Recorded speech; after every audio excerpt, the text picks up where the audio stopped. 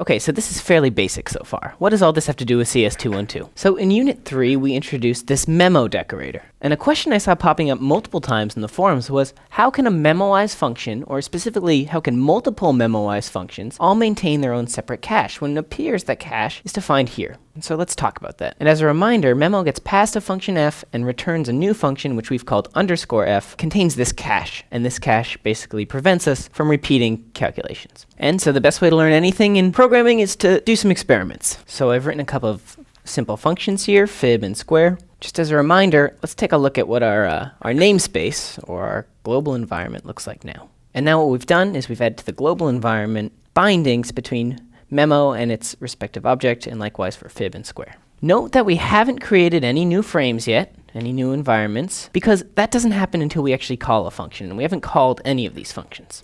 Alright, so what I'm going to do now is I'm going to memoize these functions by adding the memo decorator. And remember, this is the same, adding this decorator at memo is the same as saying fib equals memo of fib. This is just some nice syntactic sugar to put on there to make this look a little nicer. And so before we start calling fib and square, I am going to introduce this print statement into memo so that we can try to get an idea of what's going on. So here I'm going to print fib of 4, and we can see the cache getting updated as we would expect. By the end, we get the result 5. Also have this dictionary containing fib of 3, 2, 1, and 0. So the cache is behaving as expected.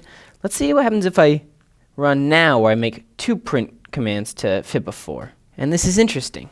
The memoization all occurs in the first print statement, in the first time we make these calls. By the time we make the second call to fib of 4, we already have our cache. We don't have to do all of these calls to fib. We just get 5. Great. Now the big question, is this cache the same as the cache in the square function up here? And you probably have a good guess at the answer, but let's just confirm. So same thing, except I'm going to call square twice. And you can see when I call square the first time, it's not telling me that the cache is the cache associated with fib, telling me it's empty as we expect.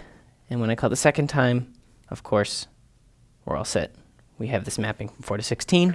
Good. Now, why did this happen? And the trick is, a new environment isn't created until we call a function. So what happened here is we called memo when we said at memo. So when we said at memo of fib, we created a new environment that I'm going to call memo. In this environment, there was a binding from fib to its associated object. Though actually, since I didn't do the update wrapper step that we did in class, this function name was actually still called _f. But again, no separate environment for _f yet because we haven't called it yet. Likewise, when I applied the decorator to square, a new environment was created with its own _f, though this one points to the square function object. I almost forgot the important part. Both of these have their own cache. Now, when I called fib, that's when this environment was created. And when we called fib, that's when we create this new environment. And you can see that when fib goes looking for cache, if it looks in its local environment and doesn't find one, it moves one step up the hierarchy, finds the cache associated with this call to memo, uses that, doesn't care at all about this cache over here. Just because these have the same name, they live in totally separate environments, and since fib only has access to everything over here, and square could only access everything over here, there was no collision, no conflict at all, that these both had the name cache, and we can use our memo decorator exactly the way we want to. Thank you, Python. Now this is a lot to cover in a few minutes. If you're still confused, feel free to check out the links below on scope and closure, which is a topic that we didn't get to today. Good luck.